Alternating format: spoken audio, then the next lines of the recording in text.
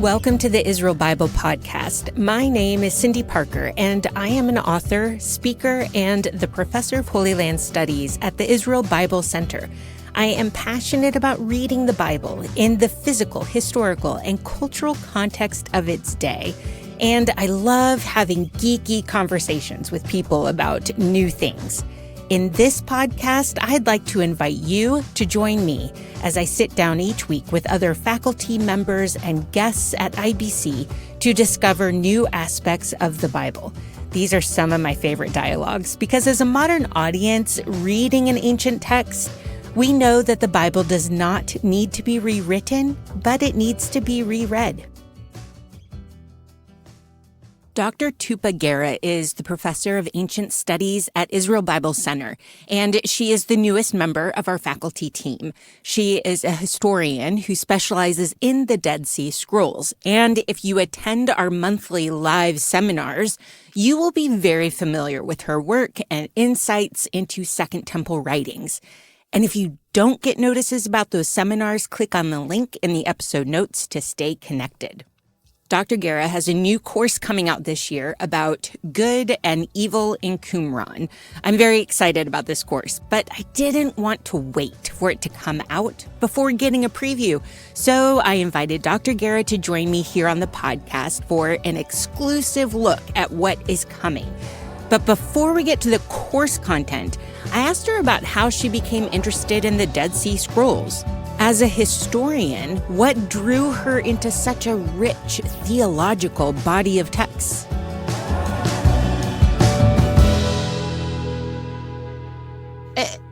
It's kind of funny because when I started studying history, I was mostly like, oh, I will never study religion because it's the most boring theme someone can study.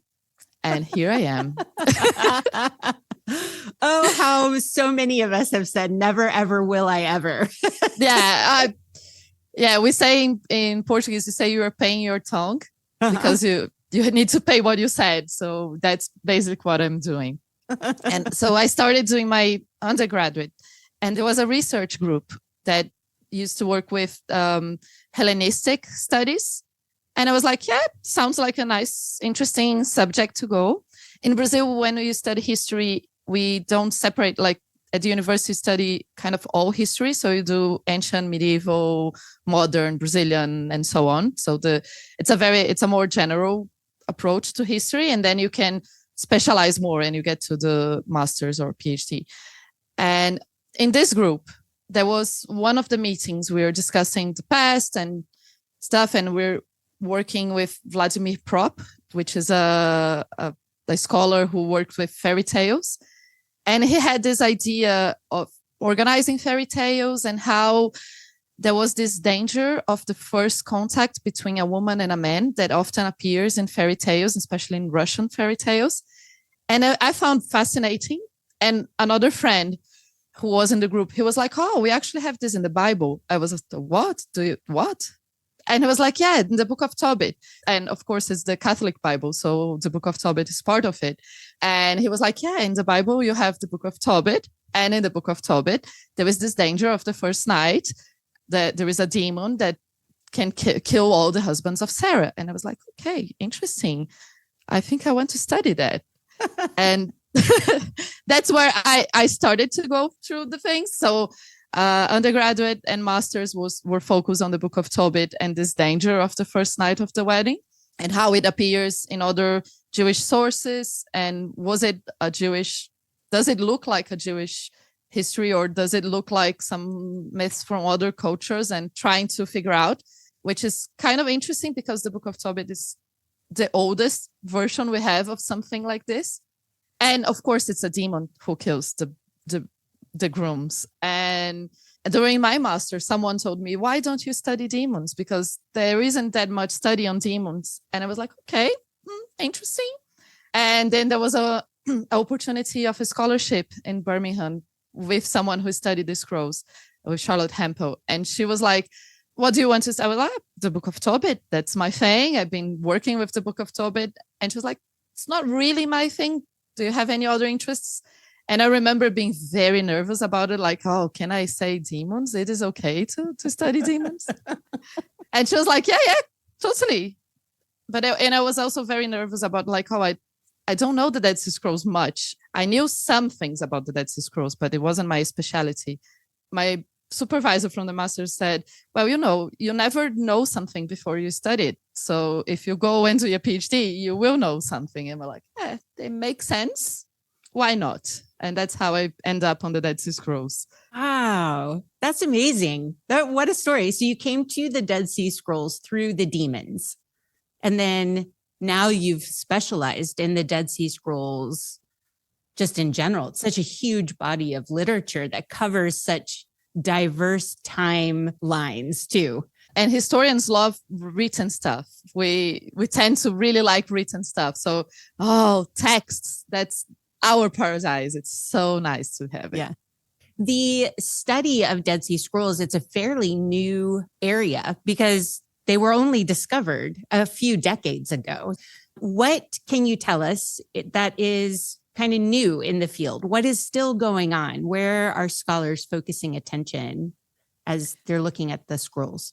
So, as I said, it's a very new area. And not only was discovered in 47, but the full publication of the scrolls, so all the scrolls only became available to the majority of scholars in the 90s.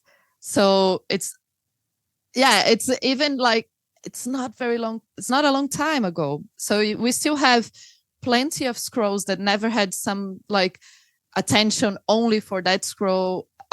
Unless, of course, we haven't one edition of most of them. We have one edition, but one edition is not enough. And there is still field to research so much. And of course, because the scrolls are comprised of texts that are in what we call the Bible today, and there are some that would classify as Apocrypha, there is still a lot to be done into the relationships between those texts and the many ways of practice Jewish religion in the ancient times.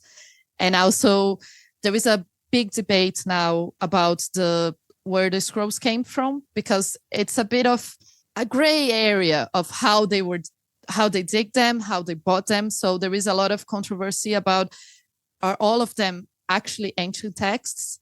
And we should look at provenance more. So this is a big topic right now, and about the ethics of how to work with these texts. Does that mean that since the discovery, there might be some that are false texts? Yeah, we are thinking about that. Maybe some of the texts that we consider part of the group may be forgeries. And this is very early.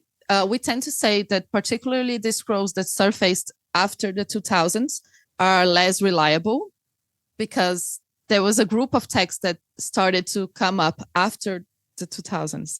And the Museum of the Bible ones are very famous about it. And they recognize that all of them, those are fakes, are all forgeries. But after that, a lot of scholars started to ask themselves, okay, but how about the old ones? The ones we consider that are all great? Not all of them, because that's the thing. It was such a convolute moment, the way they found the scrolls. And we have to think, it's 47, the Second World War had just finished. We have Israel kind of being formed, and all the things that happened there, and all the wars that happened there. So it's a difficult moment. And some of the scrolls, they weren't really excavated by like professional archaeologists or something like that.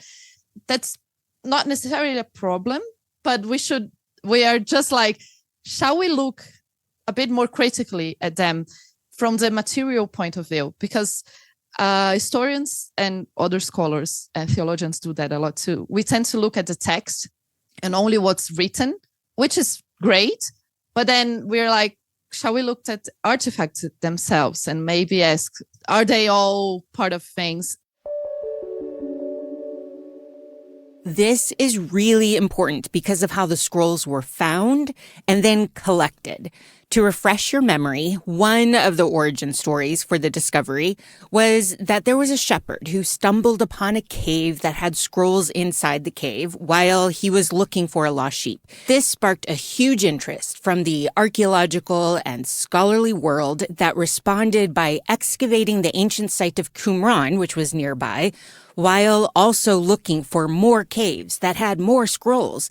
And some of the scrolls were wrapped in fabric, some were in jars, some were stacked on each other. The Palestine Archaeological Museum, which is now called the Rockefeller Archaeological Museum, was the collection spot for these ancient documents. Anyone who had found a scroll or a portion of a scroll was paid to turn them over to the scholars. Now, not being stupid, some who found these huge scrolls ripped the documents apart in order to have several pieces to turn in. It was a crazy time, and the scholars did figure it out, and they did change how they rewarded people for the documents to try to preserve the larger pieces. So as Dr. Guerra said, there is a material side to studying the scrolls, the actual parchment or papyrus, the fabric they were wrapped in, the clay jars. Those can all be analyzed to help us figure out the puzzle of where the scrolls came from. And then there is the actual site of Qumran that gained popularity due to the nearby caves. And this is something I'm interested in. What is the connection between the site where people lived, Qumran, and the scrolls in the nearby caves?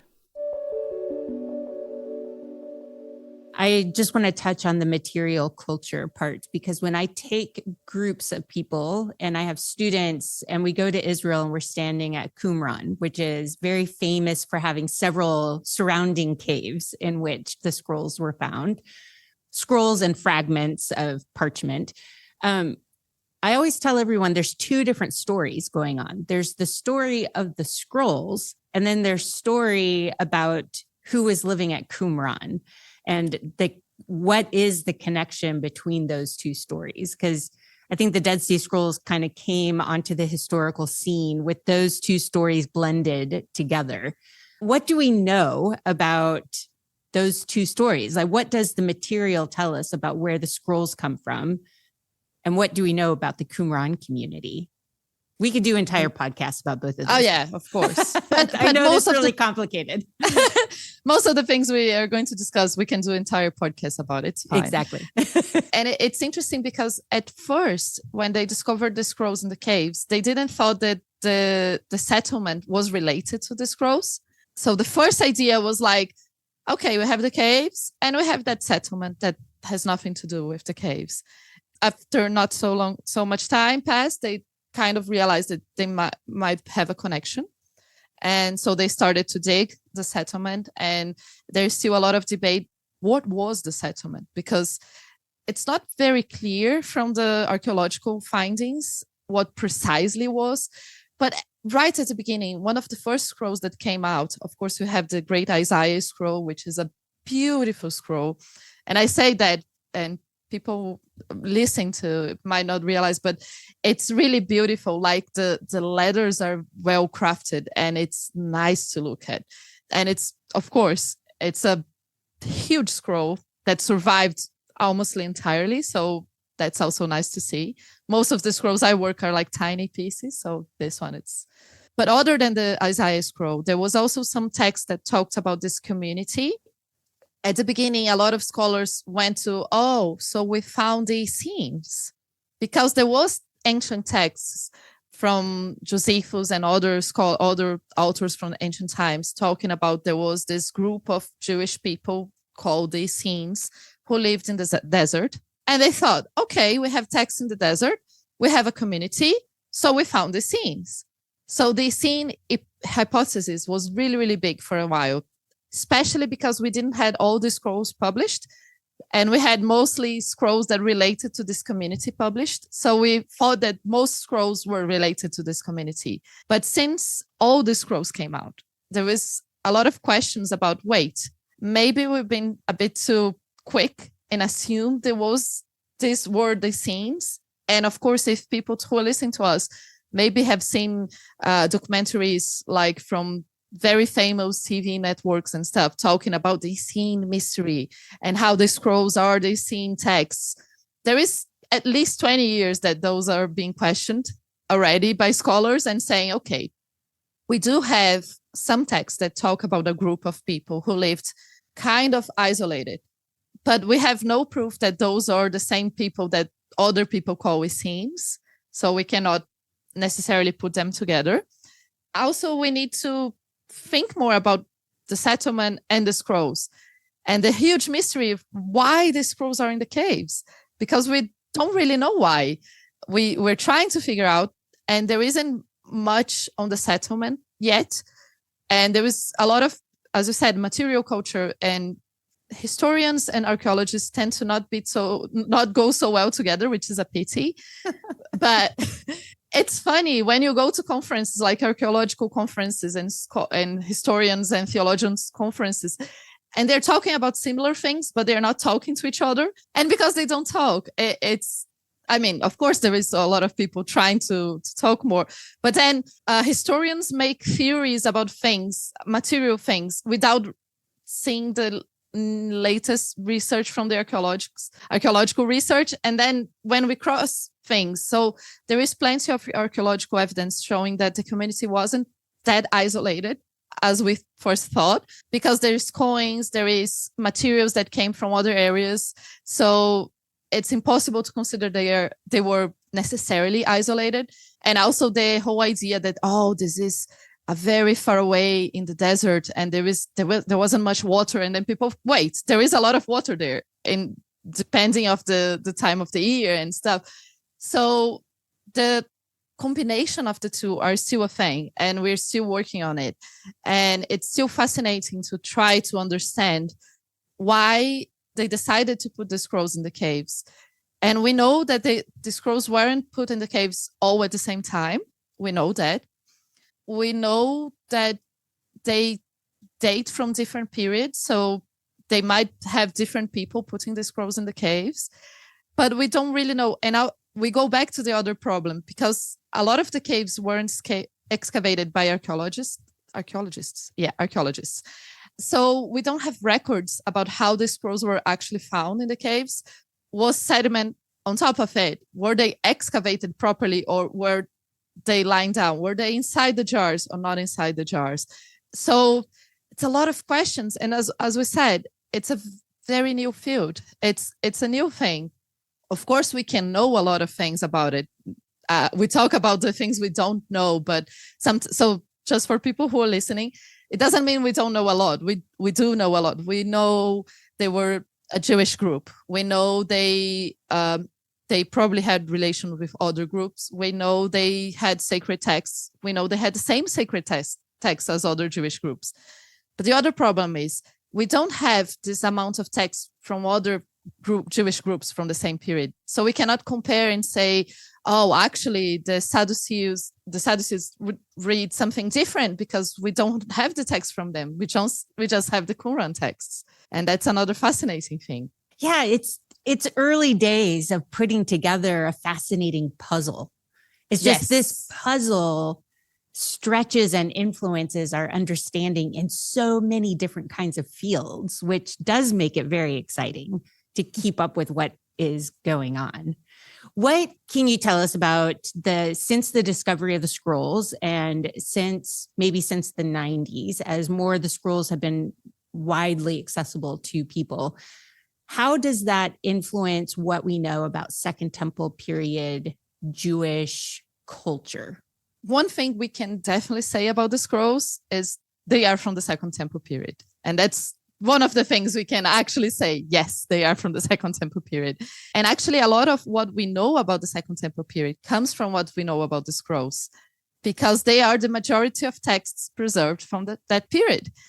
So a lot of scholars recently have been looking at the scrolls and not saying, they are from this very secluded sect. And we're saying, okay, there is no proof that those texts weren't read by other people. And particularly because we have the text, we have the Pentateuch, we have copies from all the books that are currently in Bible besides Esther. Esther is the only one missing, which is interesting. But at the same time, we don't want to put too much weight on it because we have just fragments. So it might have copies of Esther that just got lost and we don't know. So it's hard to navigate that. But what we can say is that the scrolls are definitely like a window to the Second Temple period. It might not be the same as all the Second Temple period, all Jews in the Second Temple period would consume and relate to, but we can for sure say they are a reliable source to understand the Judaism in the Second Temple period, especially when you see texts that have many, many copies, or you have, like, as I said, the Isaiah scroll and the importance of Isaiah, or the importance of the Pentateuch, or the importance of Jubilees and Enoch, because we have plenty of copies of those.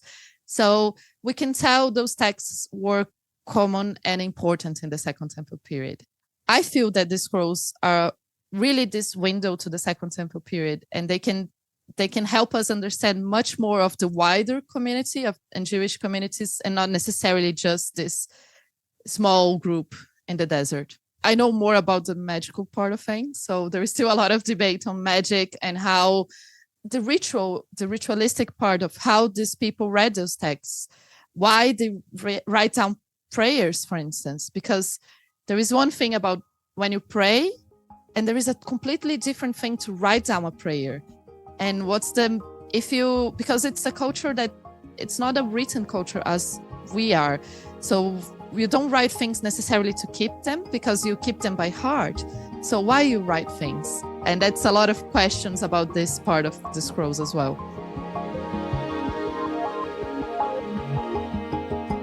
Ooh, magic. That is not something I normally think about with the Dead Sea Scrolls, so we are going to have to talk more about that. Even what the term magic means for us today versus how ancient people talked about it. Did they even talk about it as magic? That is going to come next when Dr. Guerra and I continue our conversation about the Dead Sea Scrolls. If you like these kind of conversations, come join us at the Israel Bible Center. You will have access to many amazing courses that dig into details of culture and interpretation. You can even earn credit towards Israel Bible Center Certificate Program in Jewish Context and Culture.